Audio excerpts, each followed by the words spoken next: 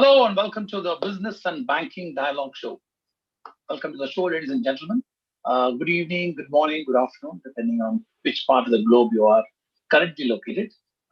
Welcome to the Business and Banking Dialogue. I'm KK, your host and moderator of today's show. Before the outset, let me wish each and every one of you a happy Diwali and a prosperous days to come. Today in our show, we have with us an eminent personality to discuss about consumer trust and security on electronic transactions. We're talking about cybersecurity. Today, commerce has become electronic. The use of electronic communication channels to conduct businesses without the need for physical conduct or presence has already been established and accepted by the consumers by and large. But the issue of risk, security, trust, while paid electronically, remains still risky and perhaps muddy at often in some of the transactions that we do. People are not like 100% confident. Okay? Today, we will discuss about the security and trust issues that are essential for every electronic payment mechanism to be accepted and established as a common medium of financial transactions. So to discuss on security in financial transaction, we have with us, like I said, a very eminent personality, Mr. Ajay Bhalla. Mr. Bhalla is President, Cyber and Intelligence Solutions. So you'll see his profile on the screen right now. There it is for you. So briefly, while you read that, Mr. Bhalla is President, Cyber and Intelligence Solutions, Mastercard UK. Mastercard engages, as you know, in the payments industry that connect consumers, financial institutions, merchants, governments, and business. One of the largest, in the industry. The two top. I think one of the Mastercard is one of them. He is responsible for identifying and deploying innovative technology solutions that ensures 70 billion transactions happen every year in a convenient, safe, and secure manner. A passionate advocate for the way in which artificial intelligence, biometrics, cybersecurity, and digital entity can have a positive impact on society with to enable these technologies for the benefit of all the stakeholders. He provides leadership in M&A transactions, integrations, governance, risk, and audit leadership, as well as driving a major contribution to Mastercard's revenue. Additionally, plays a vital role in promoting financial inclusion and Mastercard's ambition to give 2.5 billion people access to financial services. I mean, fantastic track record, Mr. Bhalla. Good morning and welcome to the Business and Banking Dialogue Show, Mr. Bhalla. Good morning, KK. Hello, everyone, and thank you for having me here with you. And again, I was just saying this to KK earlier. Happy Diwali to everyone. And I was like surprised. I said you're doing it on a Diwali Eve, but Yes. it's a good thing to do. So happy Diwali to everyone. Yeah, come rain, come snow. Business and Banking Dialogue Show goes on. So okay. So I mean, this is our way of keeping people informed about what's happening around during this pandemic times. So anyway, Bhalla, once again, very happy to have you on this program. Mr. Bhalla, transactions of electronic commerce can occur without any prior human contact or established interpersonal relationship. So that's already happening. Okay. This lack of interpersonal trust creates a circumstance for a security threat. Ajay, and no matter what, will there ever be a no risk situation in electronic transactions? Well, that's a very interesting question you ask, which is what we try and solve 24 hours a day. Yeah. I think you can. I think you absolutely can. And I think, in the previous world, what we could see from transactions, devices, and data was limited. But with modern technologies that are available today, you can pretty much reduce the risk of transactions to almost zero. Now, that's what we try and do all the time because, there are, of course, people out there who will try and make easy money, try and do fraud, try and do cyber attacks, etc. Uh, Yeah. but if you use proper technology and put all the safeguards in place, you can secure the ecosystem and create trust and make the financial ecosystem very, very safe for everyone to use. Okay. Yes. Thank you. So, ladies and gentlemen, we will get to know. This is a very, very interesting topic. On security or financial transactions. We do financial transactions every day, right? At least average five we all do for something or other.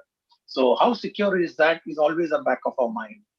So let's have this discussion with Mr. Bhalla. I mean, no better personality to have this and get our doubts confirmed.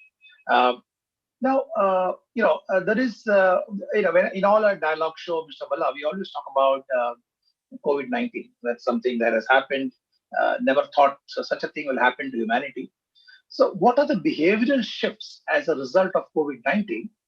And what is the industry doing to ensure safety, security, and inclusivity while responding to meet the demand? So this pandemic, as we all know, has rapidly changed our lives. The way we live, the way we work, the way we shop, the way we socialize with others, and the way we interact, like the way we are doing right now. What could probably be a physical meeting has all now moved to Yeah. electronic. Yes. So it's changed it globally. It's not only about India or UK or the US. The impact has been global. It's affected a lot of families. It's been very, very unfortunate. I think the good news is there is news about vaccine, there is news about treatment, and hopefully this pandemic will go away very, very quickly in the near future. Uh, Now, in the last few months, as the pandemic spread in various countries around the world, various countries' markets went into complete lockdown. And when they went to lockdown, uh, consumers Yeah. and our entire ecosystem had to really rely on the digital system. So we saw transactions move to digital almost immediately. In a way, it was good that we have a very secure and trusted digital infrastructure at work, which enabled the move from physical world transactions seamlessly to digital world transactions. So that's the Yeah. first thing we saw. Uh, our stakeholders needed a lot of help because overnight many businesses which had 20-30% in digital moved to 90% digital transactions, and we enabled a number of digital tools and solutions to enable the digital acceptance for payment products. Yeah. The second big shift we saw was in contactless payments. So as you Yes. know, markets went into lockdown, they opened, they went into lockdown again. And when the lockdowns were removed, we would Yeah. immediately see shift of consumers going and shopping for their daily necessities and going on with everyday needs of their lives. And their cash became a big issue because virus was being passed Yeah. through cash. And we saw a dramatic rise in contactless payments. So here again, we had to support the whole ecosystem in moving from cash to contactless payments. And we again saw that by adding risk-based parameters on contactless acceptance, by creating more solutions which increased the contactless limits in the various countries around the world, we actually helped the ecosystem dramatically move from cash to contactless payments. And we Yeah. saw almost a 40% increase in contactless payments in a very, very short duration. The third big key trend we saw was a massive and a dramatic increase in cyber attacks. Now, Yes. as we all know, if you go back to the months of March and April, when the pandemic hit, there was very little known about the disease. There was very little known about medication and testing, etc. And that there was a lot of anxiety with consumers. And Yes. everybody was working from home.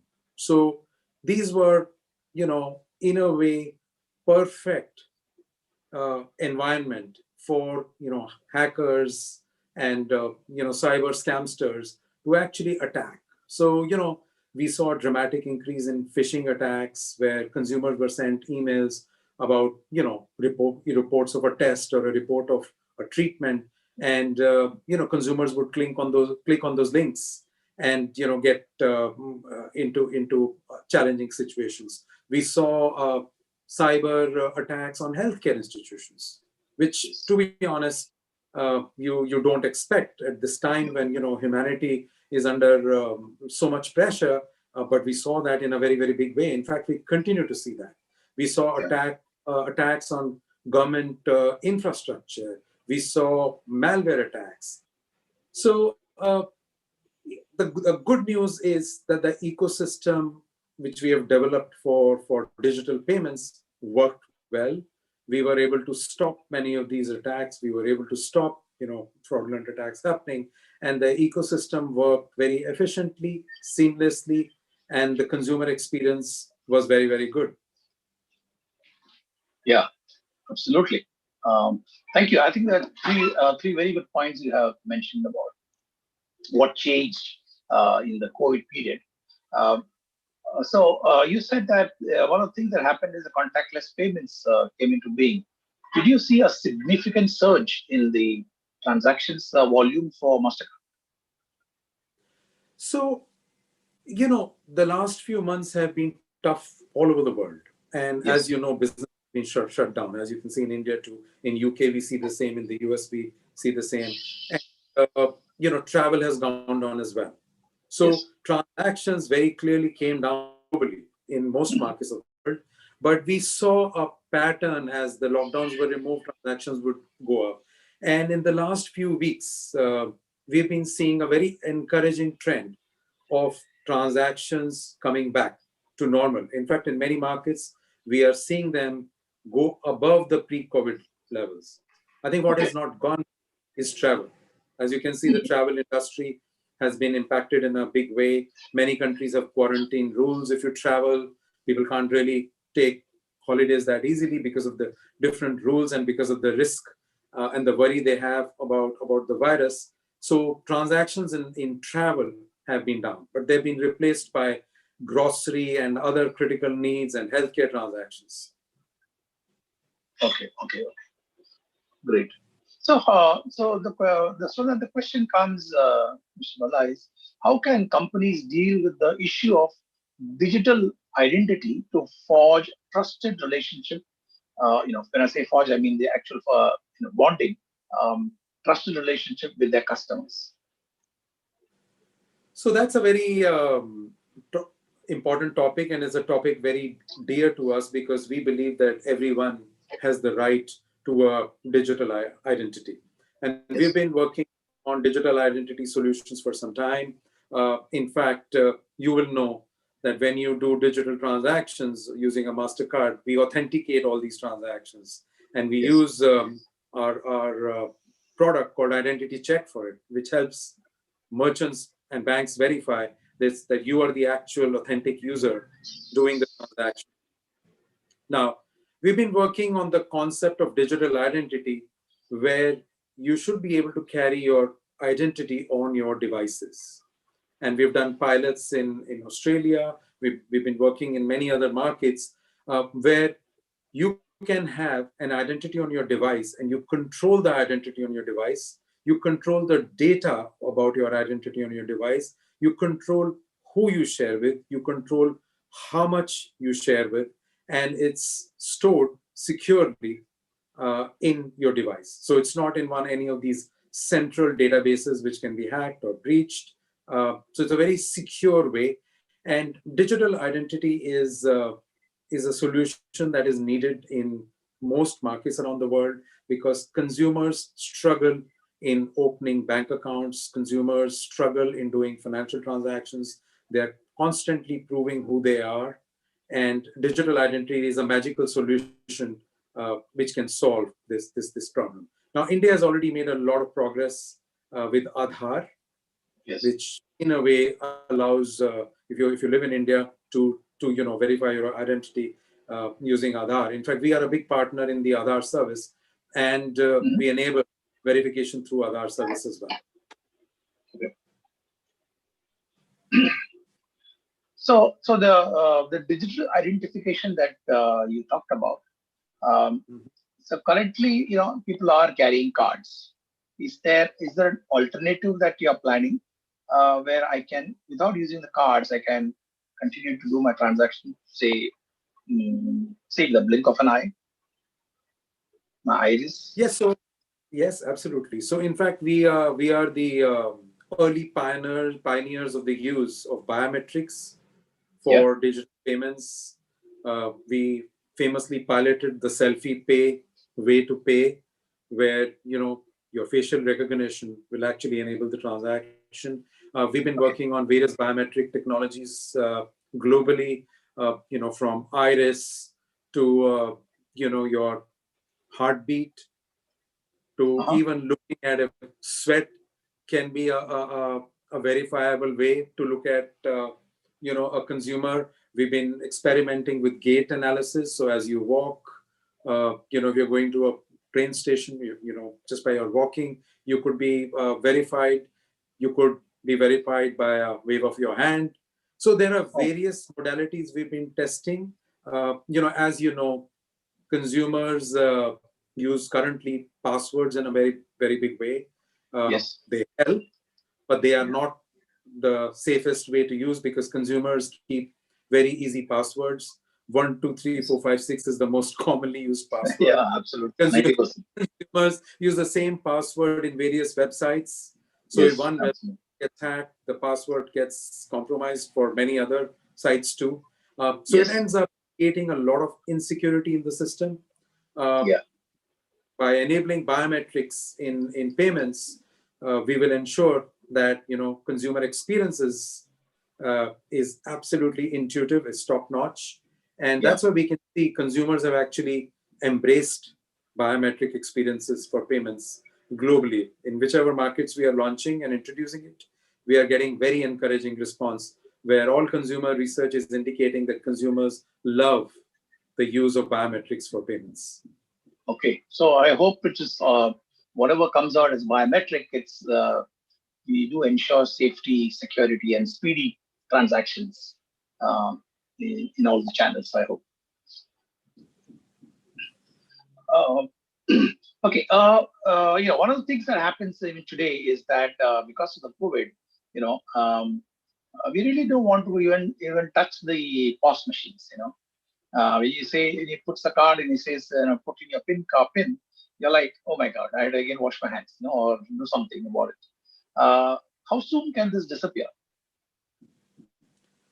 So I think the first thing we did for COVID, because COVID is a current problem, and like you rightly said, this problem is not only unique to India. This is a global problem.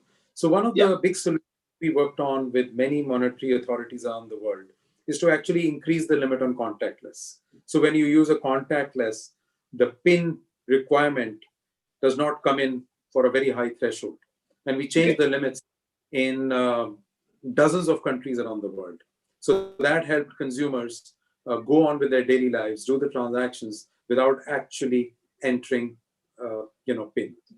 Now, for future, we are using and looking at all kinds of technologies like holographic PIN, which could be just a keyboard in the shops. But I think those still have time to get rolled out. Okay, I hope one of these comes out soon. So, ladies and gentlemen, while I continue to discuss with Ajay on the security, on cybersecurity for business and trust, do send in your questions in the Q&A box, or if you want to ask a question directly to Ajay, you're free to do that. He has the right to either answer or not answer it. So let's move on. While we wait for your questions to come, let me continue with my discussions with Mr. Bhalla. So, Mr. Bhalla, what are the imperatives of establishing customer trust in a digital-first world? But thereby, what is your advice to payment ecosystem so that data privacy, which has been a lot of discussions going on, is not viewed solely as a legal compliance requirement, but as a key driver of customer trust. Yeah. So, now more than ever, the way data is managed for consumers, the way data is stored, the way data is used, the way data is transmitted is really critical to ensure that consumers have trust in the ecosystem. Okay. And, uh, with the advent of the kind of connectivity we have in the world today, and with the physical and the digital worlds converging, we are going to see more and more data as we do transactions. The data is not only limited to payment transaction now. That there is all kinds of data that moves when you do a transaction about your about device. Where are you doing the transactions from? What are you buying? And it's very, very important that that data is used only for the very specific purpose of ensuring the security of the consumer, and it should not be used for any other purpose. So it's very, very important that we put guardrails, we put processes, and we put security to ensure that the consumer data remains absolutely secure. And what that needs is organizations have to be very honest, and they have to be very, very transparent about the behaviors. They have to be very, very open and share with Yeah. consumers what is the data they are using, what is the data they are using, what is the purpose they are using it for. And they should take consumer consent. So at Mastercard, we follow those rules very, very clearly to ensure that consumers have trust. I mean, as you know, we're one of the most trusted brands in the world, and Yes. we have ensured that we have policies, processes, procedures in place to ensure that consumer data is absolutely secure and is used with consumers' consent. Yeah. So, one of the things that do happen is on the issue of the data that is stored. Okay. So there is a question that has come, which I want to ask you, which is come through Twitter. So as you know, Mr. Bala, I think we are live on the EK's channels. We are also live on YouTube, LinkedIn, Twitter, and Facebook. So it's live in all the social media channels. So people come from all these channels into our talk show. So one of the query is that in July 2020, we had this Twitter had a major cyber breach. Okay, and so he says that the Twitter accounts of world leaders, celebrities, and tech moguls, and sent out tweets from those accounts offering to pay us like sender double any money, any payment they made to a Bitcoin wallet address. The hackers also reset the passwords of 45 of the 130 accounts targeted. So the question he's asking is why and how did internal staff of Twitter have access to Twitter accounts? Look, I'm not in a position to comment on organizational processes of Twitter, but Correct. all I can say is that I think it breaches should. happen. Yeah. Data breaches happen all the time. Yes. We see very, very large data breaches. And what is Yes. very, very important is to put processes and procedures in place Yeah. organizationally to ensure that you have security by design. Correct. Because it's not only about a particular incident. That particular Yes. incident is an example. And organizationally, when you are looking at security, you design it in such a way that you put processes in place, you put procedures in place, and you put standards in place to ensure that these incidents and these events don't happen. No. Now, ransomware, like your audience has pointed out, is becoming one of the big problems. Every few seconds, a business is impacted by ransomware, Yes. and it's happening because internet is open, and there are issues that arise, and there are vulnerabilities which hackers pick up, and they use that. So one of the solutions that we have introduced for the payments ecosystem, in fact, we've just introduced it about a few weeks back, is a solution called Cybersecurity. Mm. And what basically it does a cyber rating a cyber kind of assessment of everything which any of our merchant banks, do. So from the digital world, we can actually assess that and guide them, advise them, help them in figuring out what are the vulnerabilities we see in the ecosystem, and that we Yeah. believe will help fix some of these issues in the ecosystem.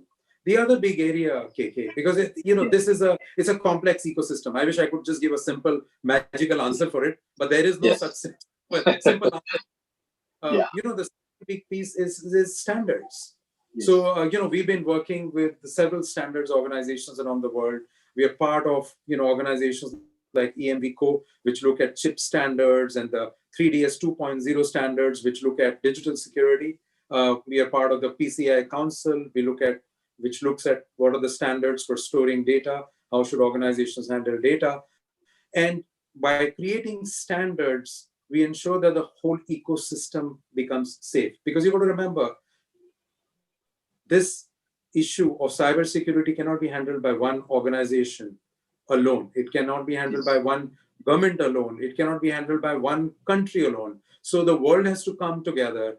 Governments have to come together. Corporations have to come together, work and create common standards, apply it in privacy by design. And that, again, is one of the only way to do this. The third piece we've been working on is looking at what are the future vulnerabilities which can arise. Because you've got to remember, the landscape keeps changing very, very fast, right? Because what it looks secure today, could be compromised tomorrow. So you've got to be constantly working, with the academia, with the leading research institutions around the world, with governments around the world, and looking at what is the next big problem which can come. So things like, for example, quantum computing, that can hit the world.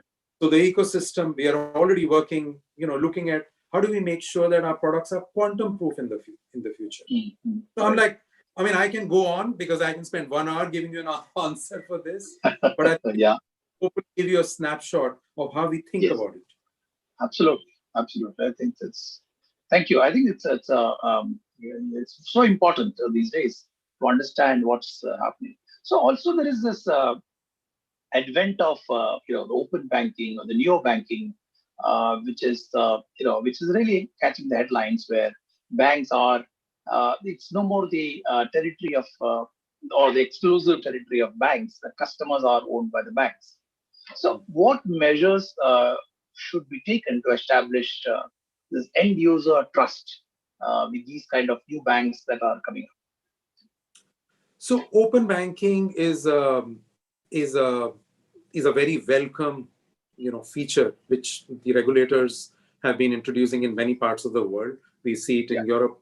We are seeing it in actually all parts of the world. Regulation is coming in. It'll create a much more open environment for consumers to share information, and it'll be good for the ecosystem. It'll introduce more competition. It'll introduce more choices for consumers. Now, open banking again invites some of the same risks that I spoke of, because when you share information, again, then you need to know who are you sharing this information with. Is it a reliable party that you're sharing the information with? What are the information that you are sharing it for? Have you given consent on it? So it pretty much applies very much the same cyber principles of cybersecurity for the entire framework. And when you do it at an ecosystem level, that's where you actually create a secure ecosystem. We've been investing very heavily in creating solutions for the open banking space. Okay. So let's take okay. I thought I will ask you a question, but let's take a question from the viewer. So we asked one question from a social channel. Okay, let's take an audio from Harish Prabhu. Harish, go ahead, unmute yourself and ask the question. Hi Ajay, happy Diwali to you. Ajay, can you hear? Happy, yeah. Since the advent of COVID necessitating NFC to be adopted in an accelerated fashion, right? So the form factor of a plastic card I mean, has it lost its relevance? Because, given that the mobile phone being the most ubiquitous device, and always on with any human being, right, wherever he goes. So will that become the default device to really do NFC payments? And because NFC payments may probably be a reality purely because, not just because of COVID, but purely because it's more convenient, right, to actually settle the payment. So that's why my one question. And the second is that, there is this company called Global ID founded by the co-founding advisor of Twitter and Square called Greg Kidd. And Global ID is something which, he is essentially trying to give individuals that, okay, anywhere across the world, right, use this Global ID wherever, right? So one single ID across, websites or whatever. So does, and if that sort of, very ambitious project does, see the light of the day, will that, actually make transactions more secure, payment transactions at all? Mm-hmm. Sure. So these are the two questions. Sure. So on the first question, I think, look, cards is a form of payment, and from our perspective, cards is one form of payment. We are a multi-rail organization which does payments through ACH. We do payments through debit. We are looking at wallets, and so that's how we look at payments from an overall macro perspective. Now, if you specifically come to just NFC or contactless transactions, phone is of course a very, very popular medium, and we have a number of solutions which enable that. You can use Android Pay, you can use Apple Pay, and that enables that. But phone may not be the only thing. I think right now we see phone, but where we see it happening in the future is contactless is happening everywhere. I mean, I've got it in my watch, right? And I can do payments on that watch. And in fact, I use it many, many times. And I've got a ring which has a contactless. We have seen prototypes of contactless appearing in pretty much dozens of variables around where contactless is showing up. So I think from a future perspective, you will probably see NFC appearing in many places, including cars, where wherever a payment is needed, either is going to happen online digitally or is going to happen through an NFC. And that's pretty much where we see the world going. Yes, phones are very, very convenient, and it's a very, very popular medium. And I think it will continue to do that, be a popular medium. Now, on your second question, digital identity it's a very, very big space. And in fact, the way we look at digital identity is from a partnership approach, because we believe that no one corporation can actually solve for digital identity for the whole world. Now, we have all the assets which can help, because we have got a acceptance network that is available, which has millions of acceptance locations. We are connected to some of the largest financial institutions around the world. We have a global footprint which works in more than 200 markets around the world. So we can actually enable a digital identity solution globally. But here too, we are working with Microsoft, we are working with Samsung, we are working with several governments around the world to enable that. And we welcome any of these partners who are actually working on it, because it will help solve the big issue of digital identity in the world. And there are many organizations working on this. In fact, we've been working with several other organizations. We've not worked with this particular organization, but we've worked with several other organizations to introduce interoperability. So in other words, one means of digital identity becomes interoperable with another means of digital identity. And that will be the ultimate boon for the consumer, because globally you could use one identity. That's the dream that we have. So we welcome such organizations who are working on digital identity. Thank you very much. Thank you. Thank you. Thank you. Thanks for the good question, and two good questions. And thank you, Ajay. Fantastic. So let's look at Internet of Things, Mr. Bhalla. So, tell us some of the cybersecurity trends that will help to mitigate the growing vulnerabilities associated with the IoTs. So the Internet of Things space is a very, very interesting space. And, with the kind of connectivity that we have available now, with 5G coming in globally, it will take some time to get rolled out. But in the next 3 to 5 years, we will see a very high penetration, which will introduce very high speed bandwidth. It will introduce very high reliable connectivity. And I think it will give a big boost to the entire business opportunity from the Internet of Things. So the last estimate I saw was that more than 75 billion devices will get connected through the IoT space. Now that is a very, very big opportunity, because what it means is your refrigerator could be ordering grocery for you, your printer could be ordering ink for you, and your car could be doing Yes. buying its for itself. It could be paying for parking, it could be paying for fuel, it could be paying at charging stations. So it enables a world of possibilities. What it also does is also creates a lot of insecurity, because you really don't want your refrigerator to be doing a transaction in a bar and having a cocktail.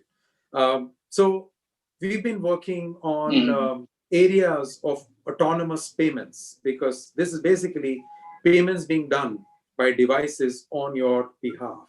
And we've been building solutions such as tokenization in the devices. We've been looking at solutions which look at behavior of the transaction, location of the transaction. We've been looking at proximity payments technologies, which can actually identify all the other devices around the device which is actually doing the transaction. So it's a combination of technologies that is going to be used to secure the entire Internet of Things space. It's a very, very promising space, and we are really looking forward to innovation in this space. Of course, one of the key enablers for all these technologies is artificial intelligence, and we've been investing very heavily in artificial intelligence technologies, which enables many of these technologies which look at behavior of transactions. That's good. Good to know that, because that's the new thing that's going to happen. It's already happening, the IoTs. Let's look at India has a hotspot destination for payments. As you know, there's lots of transactions happening. UPI recently achieved another big milestone. So what are Mastercard's plans for India? So Mastercard is really committed to investments in India. India is a very big market for us. It's a promising market for us. We last year announced that we will invest more than $1 billion over next few years, next 5 years actually. Last year we announced that for the next, so 4 more years to go. And this $1 billion is going towards creating infrastructure for digital payments, in creating a services hub in India. India is one of our largest centers outside the United States. In fact, it's the second largest center which employs staff outside United States. So we are very, very committed, very, very promising market, growing market, very committed to investments in India. Okay, great. So there's this, I want to ask you this question on the new RBI proposal on NUE. But before I do that, how about taking another question?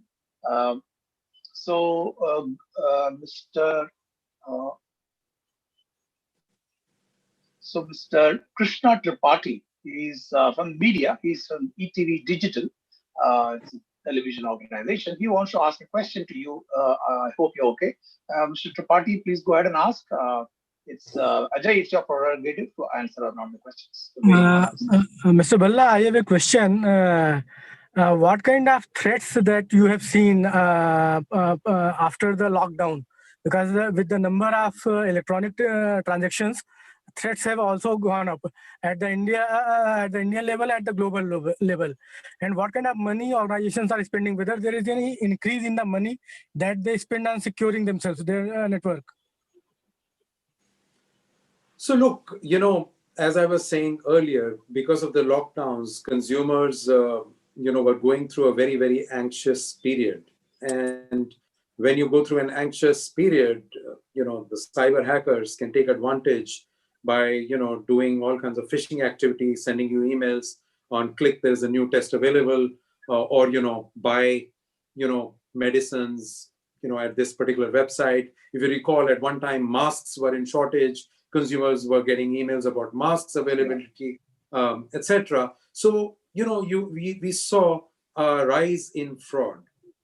And in the last few months, we've seen an uptick in fraud. So, just year to date, we have almost stopped more than $7 billion in cyber attacks globally, and about almost $3 billion in fraudulent attacks. So almost $10 billion has been stopped by us by using, advanced cyber tools and cyber solutions, using sophisticated artificial intelligence to stop all these cyber attacks and fraud. I have a follow-up question. Yeah, sure. RBI directed all the companies to store data in India only. So what is the situation now? Whether you are storing data in India only or you are making a copy outside the country also? Can you elaborate on this thing? What is happening in the industry with this regard? So I may not be able to elaborate the details because I may not have it currently at hand with me, but all I can say is we follow the directives of RBI very, very seriously. Whatever is the policy request, policy asks, policies made by the Reserve Bank of India, they have been followed. Thank you very much. Thank you. Thank you, Mr. Tripathi. Mr. Bhalla, we continue to, I did talk about the new umbrella entity. It's so exciting that there is going to be another parallel organization, or at least if not one, maybe a couple of them. So RBI has invited applications from India-based entities for setting up this pan-India umbrella entity. And that's for retail payments. And that's going to give a big boost to retail payments. How does Mastercard view this initiative, given its experience in operating payments infrastructure across the globe? So we really welcome the Reserve Bank of India's proposed framework for setting up these new umbrella entities. And we believe that this will foster innovation in retail payments, and it will help achieve RBI's vision of driving digital payments. And I think it will reduce the risk of failure for a large ecosystem. This will also enable more competition in the payments ecosystem. It will give more choices and solutions for customers, merchants, and banks. Mastercard is a multi-rail payments network, as I said earlier, and we've got extensive capabilities in offering interoperable payment solutions. So we work with many partners globally, and we look forward to capitalizing on the vast and fast-growing payments opportunity in India.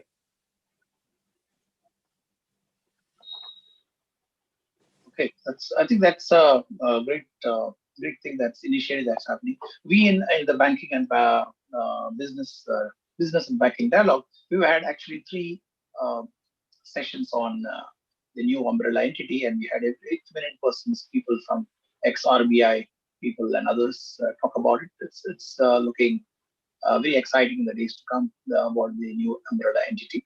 We'll keep a track of it.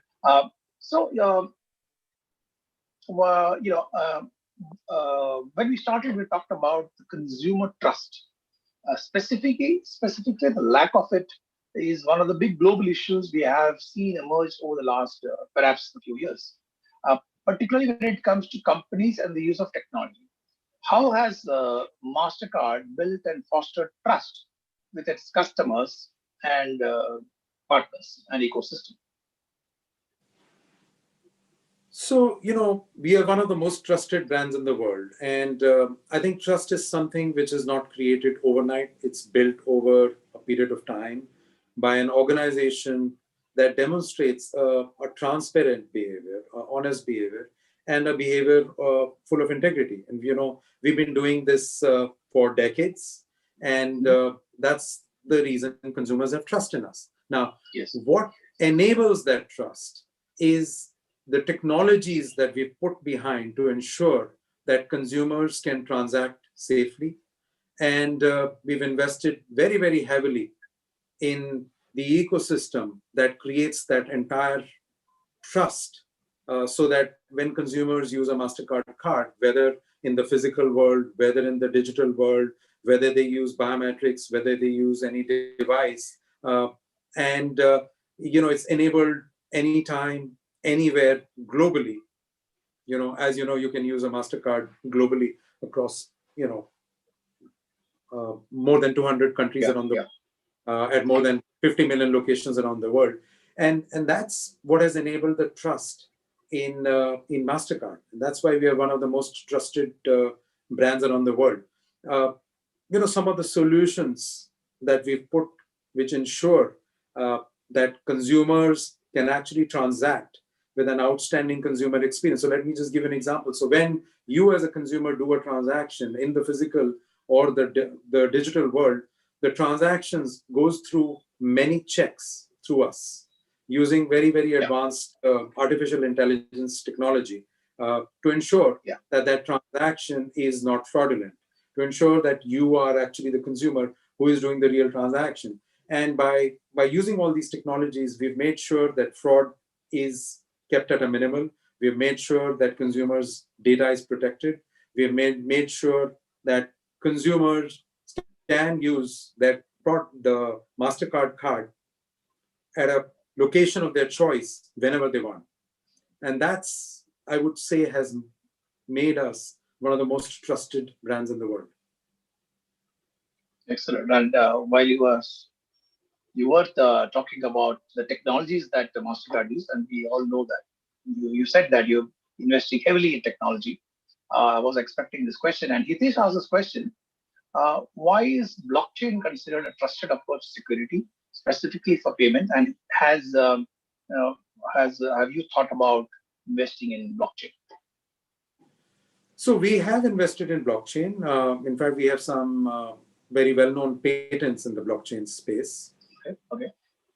And as I was saying earlier, a multi-rail payment networks means you basically enable payments through any of these means. So whether it's the physical world, whether it's the digital world, whether it's the contactless world, whether it's the ACH world, whether it is any of these newer technologies like blockchain or digital currencies. So we have been working on all of them.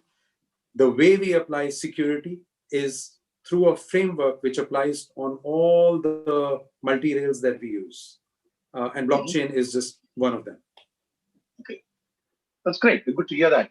So Hitesh, thanks for the question. Ajay, here in India and around the world, there has been a major shift over the last few years on the economic growth. Significant efforts are now underway to ensure that as economies grow, they do inclusively. What is Mastercard doing to address the inclusivity? So this is a topic which is very close to our hearts. We believe that we need a society that is prosperous and inclusive, and we strive to do that. COVID has made this entire situation a little bit of a problem for the whole world because it's affected certain segments of the society disproportionately. So in fact, we expanded our commitment to bring more than 1 billion people in the digital economy by 2025. And in fact, as part of the promise, we are making sure that women are a major part of that entire commitment. So we've also committed that we will bring more than 25 million women into the digital economy. So we are very committed as an organization. We believe in it. We have made investments and contributions to ensure that the society becomes more and more inclusive, and we are playing a big role in several parts of the world in ensuring that our society becomes more and more inclusive. Good to hear that, and I think that's massive investments you're making into getting the inclusivity, which is so very important, typically in a country like India. Uh, one of the questions that has come, I think you have answered. So let me just once again put it across. Um, it says large companies like yours do have the problem of a lot of confidential data and lots of confidential. And the hope is that whenever we use the cards, whichever card it is, that the data is confidential. Um, how do you ensure that the data that you have is kept confidential? You did mention about it, but if you can touch upon it briefly, it will be great. So I think, as I mentioned earlier, we have very clear data policies, which I shared with you earlier, which is that the way data is stored, the way data is used, right? All of them have been publicly declared. So consumers should have the confidence that whatever data that we are collecting, whatever that data that is getting used specifically for the purpose for which it has been authorized by the consumer. And we use very advanced technologies, which ensures that the data is encrypted, at all different points of interaction. So it's very, very secure.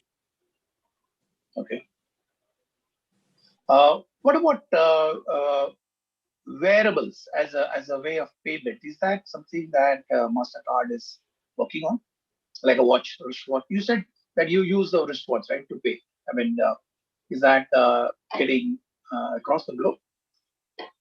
Yes, in fact, wearables, as I was mentioned to Harish's question earlier, wearables is becoming very, very popular for contactless, and especially we are seeing an increasing trend in sports watches because people, when they go for runs and jogging, etc., they just don't want to be carrying anything. They're just wearing a watch, which they are really using to measure their exercise, etc. So we are seeing that very, very popular, but we are seeing it in several other areas too.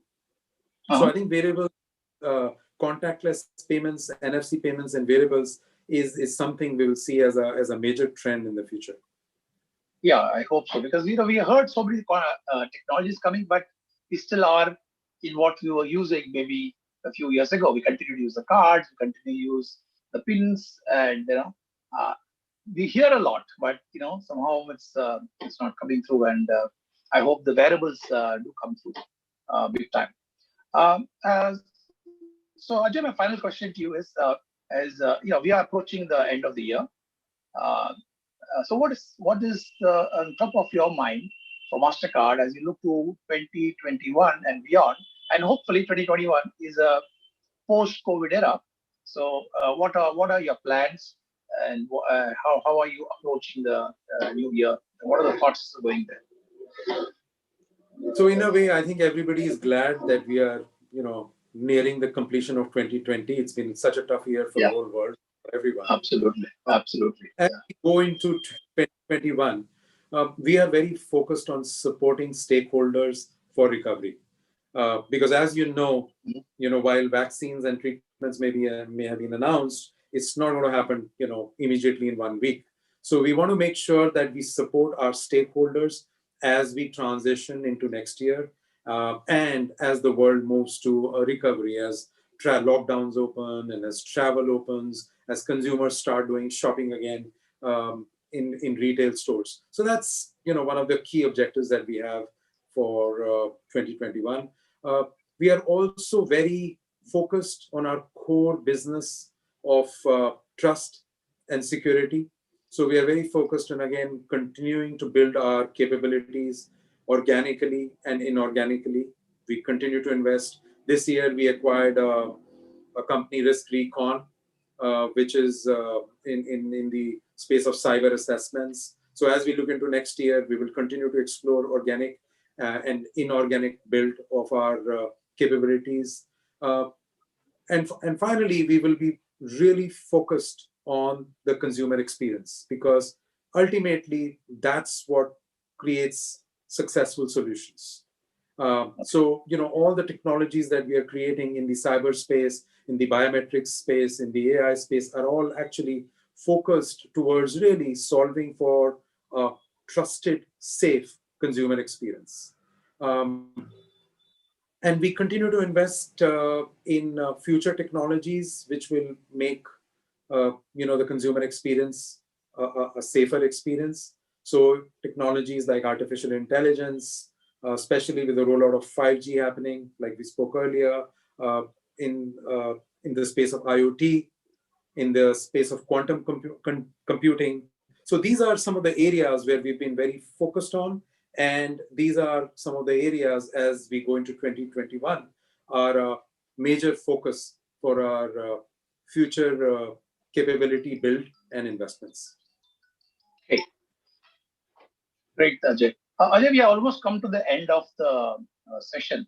There is one viewer wants to ask a question. Can I go ahead and ask him? Just a quick one. Sure. Okay. Tyag, can you please unmute yourself? Ask a quick question because we almost come to the end of the. Tyag, can you please unmute and ask? Yeah, thanks, Ajay. It's a quite interesting session, and we are enjoying the sessions coming from Mastercard. My question is a quick one. We understand the triple dash and EMV are important standards in the ATM, which prevents the cyber frauds and attacks. So, can you just name what are the future technology standards emerging that would prevent cyber frauds and bring safe and secure payments and transactions that Mastercard is looking at? Yeah. So look, from our encryption technologies perspective, the world will change in a very, very big way as more and more quantum computers get successful. Quantum is still at its very early stages, but we are already seeing major announcements, operating systems, etc. announced. And that's what's going to really challenge the entire encryption standards for today. So we've been looking at AES encryption. We've been looking at homomorphic encryption, amongst the few technologies that we believe will really try and help solve for the issue that's going to arise out of quantum computing. The good news is that, we have time on our hands. It's not happening tomorrow because many of these encryption technologies will need time to get into the market. So we are working with our partners, with our stakeholders, with the entire ecosystem, and with the partners in the standard space to look at what are the technologies which we should introduce amongst some of the ones that I've mentioned to you, which will actually solve for many of these future issues. Thank you so much. Thank you. Thank you, Tyag, for a very good question on ATM. I think we had not touched that, so thanks for touching that. Mr. Bhalla, thank you very much for coming over and discussing with us on the security angle on payments, something which is so topical and so important. And I think you have answered all those queries that I had so very well. I hope the audience enjoyed it as much as I enjoyed in discussing with you. Ladies and gentlemen, I would end the show now, and please join me in wishing Mr. Ajay Bhalla happy Diwali and have a prosperous days to come. Thank you very much, Mr. Bhalla. Thank you, KK, and a very happy Diwali to everyone. Thank you, sir. Thank you very much. Bye-bye.